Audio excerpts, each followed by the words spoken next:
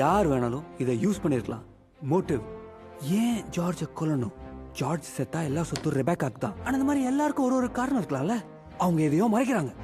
Opportunity நாங்க இல்லவே இல்லைன்னு யாரால நிரூபிக்க முடியும்? மீன்ஸ், மோட்டிவ், ஆப்பர்ச்சுனிட்டி, இந்த 3 இருக்கிற ஒருத்தன் தான் நம்ம தேடிட்டு இருக்கிற டென் புரூக் கொலைகாரன்.